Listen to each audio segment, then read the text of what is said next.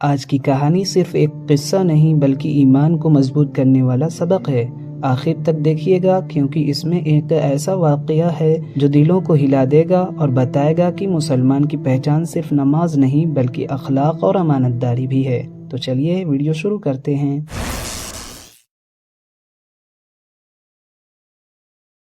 السلام علیکم ورحمۃ اللہ وبرکاتہ۔ آج کی کہانی ایمان، امانت داری اور اخلاق کی ایک خوبصورت مثال ہے جو ہمیں نبی کریم صلی اللہ علیہ وسلم کی سیرت سے ملتی ہے۔ ایک زمانے کی بات ہے، مدینہ منورہ میں ایک تاجر رہتا تھا جو اپنی دیانت داری اور اچھے اخلاق کی وجہ سے مشہور تھا۔ لوگ دور دور سے اس کے پاس سودا لینے آتے کیونکہ وہ کبھی جھوٹ نہیں بولتا، ناپ تول میں کمی نہیں کرتا اور گاہک سے نرمی سے پیش آتا۔ ایک دن ایک مسافر مدینہ آیا۔ وہ بہت تھکا ہوا اور پریشان تھا۔ اس کے پاس کچھ قیمتی سامان تھا لیکن اس کے پاس ٹھہرنے کی کوئی جگہ نہیں تھی۔ اس نے سوچا میں اپنا سامان کسی کے پاس امانت رکھوں۔ لوگوں نے کہا اگر تمہیں اپنی چیزیں محفوظ رکھنی ہے تو فلاں تاجر کے پاس رکھ دو، وہ امانت میں بہت ایماندار ہے۔ مسافر نے سارا سامان اس تاجر کے پاس رکھ دیا اور کہا بھائی میں کچھ دن بعد آؤں گا، میرا سامان محفوظ رکھنا۔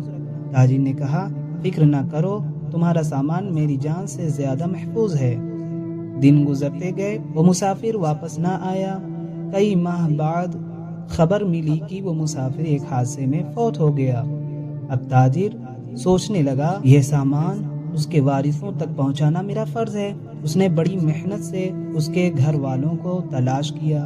جب وہ سامان ان کے حوالے کیا تو لوگ حیران رہ گئے اور کہنے لگے اگر تم چاہتے تو یہ سب کچھ رکھ لیتے، کوئی ثبوت نہیں تھا۔ تاجر نے مسکرا کر کہا ہم مسلمان ہیں اور ہمارے نبی صلی اللہ علیہ وسلم نے فرمایا جس نے امانت میں خیانت کی اس کا ایمان مکمل نہیں۔ یہ سن کر سب کے دل پگھل گئے۔ کئی لوگ اسلام میں داخل ہو گئے کیونکہ انہوں نے عمل سے ایمان دیکھا، صرف باتوں سے نہیں۔ سبق: امانت داری ایمان کا حصہ ہے۔ مسلمان کی پہچان صرف عبادت نہیں بلکہ اخلاق بھی ہے۔ دنیا ہمیشہ ایماندار لوگوں کو یاد رکھتی ہے۔ تو دوستوں، یہ کہانی ہمیں سکھاتی ہے کہ ایمان کے بغیر امانت داری ممکن نہیں۔